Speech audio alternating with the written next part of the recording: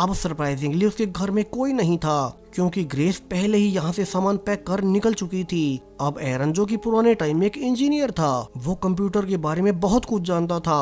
सो वो बेसमेंट में जाकर नोटिस करता है कि यहाँ पड़े कंप्यूटर के पार्ट्स हाल ही में एक्टिव थे, यानी कि यहाँ इलेक्ट्रिसिटी थी।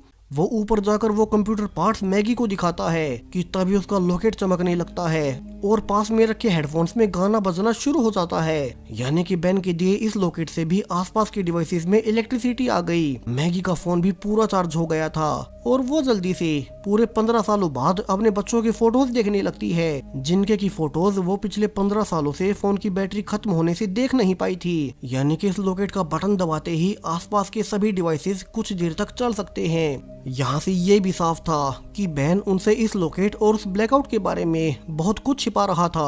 अब एरन और मैगी भी बाकी तीनों से वापस रियूनाइट होते हैं, जिस लोकेशन पर माइल्स ने उन्हें इकट्ठा होने को कहा था, और वे साथ मिलकर डैनी को लेने जाने लगते हैं, जिसे कि टॉम पकड़कर अपने साथ मिलिशिया हेडक्वार्टर्स तक ले जा रहा है।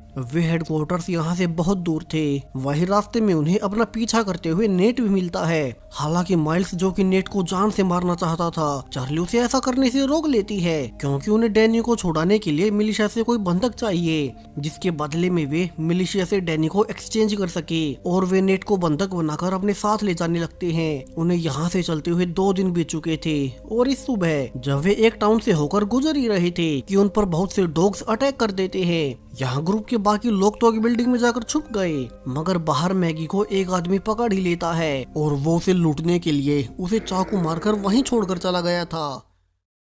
यहाँ बाकी सब मैगी को वापस लाकर उसे बचाने की भी कोशिश करते हैं, मगर अब तक बहुत देर हो चुकी थी और मैगी आखिरी बार अपने बच्चों की फोटोज देखते हुए दम तोड़ ही देती है। चार्ली भी इससे बहुत दुखी थी, क्योंकि 15 साल पहले उसकी माँ की मौत के बाद मैगी ही उनकी दूसरी माँ की तरह थी, जिसने उनका इतना ध्यान रखा।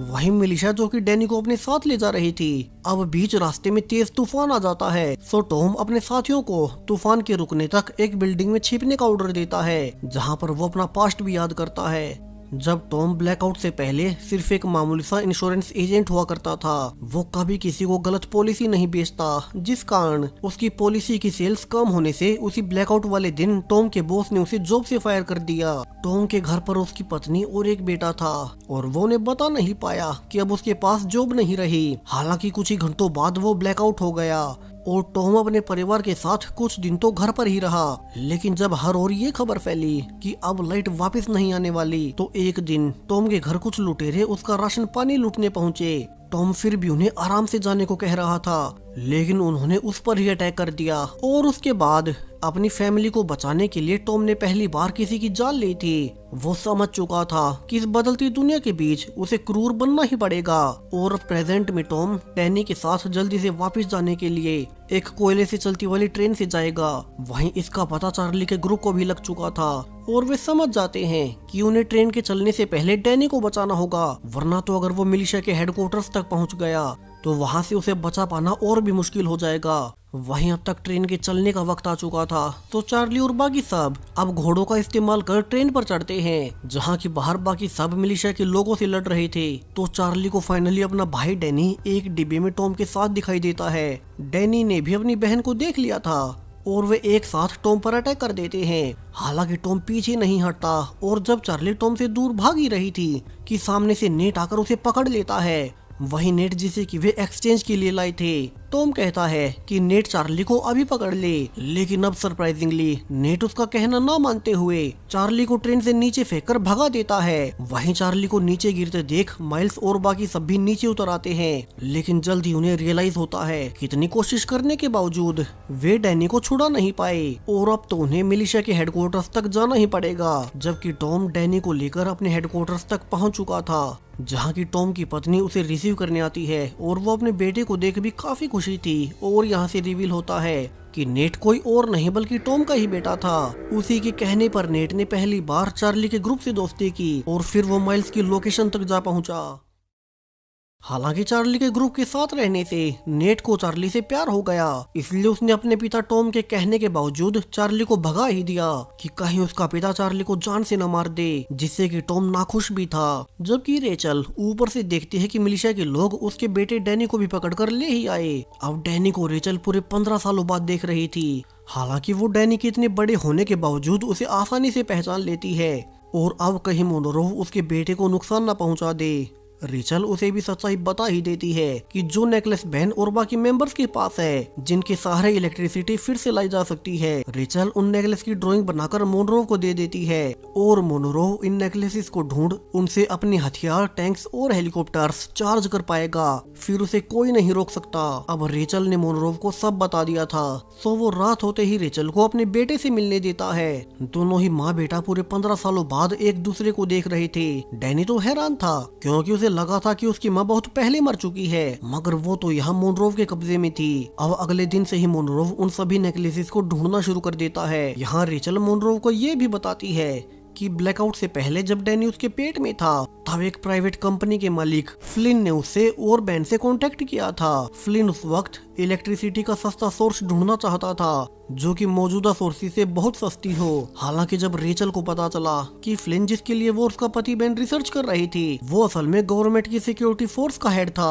और वो उनके रिसर्च को अपने अनुसार इस्तेमाल कर रहा है, तो उन्होंने उससे दूर होने की कोशिश की। दूसरी ओर चार्ली और बाकी सब यही हेडक्वार्टर्स की ओर आ रहे थे। जबकि अब तक मोनरो को कुछ नेकलेसेस मिल चुके थे। उसे रेचल ने बता दिया था कि बेन ने ऐसे नेकलेसेस उसके साथ काम करने वाले कोलिग्स में बांट दिए थे। सो मोनरो अब रेचल को नेकलेस देते हुए कहता है कि अब उसे एक ऐसी मशीन बनानी है जो कि इन नेकलेस की एनर्जी हार्नेस करके उनके फाइटर प्लेन्स को पावर दे सके, फिर उन्हें कोई नहीं रोक पाएगा। वहीं फ्लिन, जिसके अंडर बेन और रेचल काम किया करते थे, अब मोनरोव के हाथों एक नेकलेस आते ही वो सावधान हो जाता है। ग्रेस भी उसी के साथ थी, यानी कि फ्लिन अंदर ही अंदर कुछ छुपा रहा है। कहानी के शुरू में वो फ्लिन ही था जो कि ग्रेस को मिलिशिया से छुपने को कह रहा था। फ्लिन नहीं चाहता था कि मिलिशिया को उनके नेकलेस के बारे में पता चले। अब फ्लिन का रियल मोटिव क्या है, ये बहुत बड़ा राज है जो कि हमें कहानी के आखिर में पता चलेगा। वहीं अब तक मिलिशिया में रेचल ने वो मशीन बना दी थी जिससे कि वो नेकलेस की पावर हार्नेस कर फाइटर जेट्स को शुरू कर सके। तो मिलिशिया के गार्ड्स रेचल को डैनी के साथ बंद कर देते हैं। वहीं अब तक बाहर चार्ली का ग्रुप भी डैनी को लेने आ चुका था। सो माइल्स सभी को अपने एक पुराने साथी के घर में छुपने को कहता है, क्योंकि उन्हें मोनरोव के ठिकाने के अंदर घुसकर डैनी को निकलना होगा। सो अब चार्ली को आराम करने के लिए छोड़कर माइल्स, एरन और नोवा तीनों प्लान बनाने बाहर निकल पड़ते हैं कि डैनी को कहाँ बंद किया गया होगा। लेकिन अब जैसे ही वे बाहर गए ही थे कि टॉम के आदमी अंदर आकर चार्ली को भी पकड़ लेते हैं और वे उसे भी उसी सेल में बंद कर देते हैं जहाँ की उसकी माँ और भाई डैनी बंद थे। यहाँ चार्ली भी अपनी माँ रेचल को देख हैरान रह जाती है कि वो इतने सालों से यहीं कैद थी। वो भागकर अपने भाई डैनी को भी गले से लगाती है, जिसे कि लेने वो यहाँ तक आई थी। मगर यहाँ तो उसे डैनी के साथ साथ उसकी माँ रेचल भी मिल गई। वही अब अंदर मोनरोव आकर कहता है कि जो डिवाइस रेचल ने बनाया था वो उसके इस्तेमाल से कुछ फाइटर प्लेन्स को चालू कर दे। अब तो उनके पास एक नेकलेस भी आ गया है, वरना वो उसके दोनों ही बच्चों को जान से मार देगा। अब रेचल के पास कोई ऑप्शन नहीं था, तो उसे मोनरोव की बात माननी ही पड़ती है। जहाँ अब जब रेचल मोनरोव का काम कर ही रही थी तो पीछे से डैनी और चार्ली दोनों भाई बहन एक गार्ड्स पर वार कर बाहर निकल जाते हैं और जल्दी से अपनी माँ को ढूंढने लगते हैं ताकि वे एक साथ यहाँ से बाहर निकल सके। वहीं बाहर से अब तक माइल्स, एरन और नोवा तीनों भी आ गए थे। उन्हें पता चल चुका था कि टॉम चार्ली को भी उठा ले गया, तो वे भी उन्हें छुड़ाने फैसिलिटी के बाहर आ चुके थे। नोवा एरन को बॉम्ब देते हुए कहती है कि वो बाहर रहकर फैसिलिटी के चारों ओर बॉम्ब लगा दे। तब तक वो और माइल्स एक साथ अंदर जाकर डैनी और चार्ली को बाहर ले आएंगे, जबकि अंदर डैनी और चार्ली भी गार्ड्स पर अटैक कर रहे थे और माइल्स उन्हें ढूंढ निकालता है। अब दोनों जल्दी से माइल्स को रेचल के बारे में बताते हैं कि वो अब भी जिंदा है। सो वे जल्दी से लैब में जाकर माइल्स अब मोनरोव के गार्ड से लड़ते हुए रेचल को भी बाहर लाने लगता है, जहाँ की फाइनली सभी सुरक्षित बाहर तक आ गए थे। वहीं अब तक एरन ने भी दीवार को तोड़कर उनके निकलने का रास्ता बना लिया था। सो सभी वहीं से भागने लगते हैं और जब सभी बाहर निकल ही आए थे, उन्हें लग रहा था कि वे बच ही गए कि तभी ऊपर एक फाइटर हेलीकॉप्टर को उड़ते देखते हैं, जिसे कि कुछ देर पहले रेचल ने ही शुरू किया था। उसने अपने बच्चों की जान बचाने के लिए मोनरोव के कई सारे प्लेन्स को अपने डिवाइस से एनर्जी दे दी। तो वो हेलीकॉप्टर अब पूरे ग्रुप पर फायरिंग कर देता है। हालांकि उनकी अच्छी किस्मत कि पूरा ग्रुप एक बैंक की वोल्ट में छिपकर बच ही जाते हैं। अब नोवा कहती है कि पास में एक रेबल कैंप है, सो वे अभी के लिए वहीं जाकर छिप सकते हैं, और कोई तो उनके पास ऑप्शन भी नहीं था, सो वे वहीं जाने लगते हैं। वहीं वे रास्ते में नोटिस भी कर रहे थे कि चूंकि अब मिलिशिया के हेलीकॉप्टर्स एक्टिवेट हो गए हैं, तो कई सारे हेलीकॉप्टर्स पास के रेबल ग्रुप के ठिकाने पर जा रहे हैं ताकि वे अपने सभी दुश्मनों को जान से मार सके। और जब तक ग्रुप उस ठिकाने पर पहुंच पाता, अब यहाँ तो कोई जिंदा ही नहीं बचा था। रेचल भी कहती है कि उसने मजबूरी में मिलिशिया को वो पावर दे दी जिससे कि वे हर ओर तबाही फैला रहे हैं। सो ग्रुप यहाँ से और आगे निकल जाता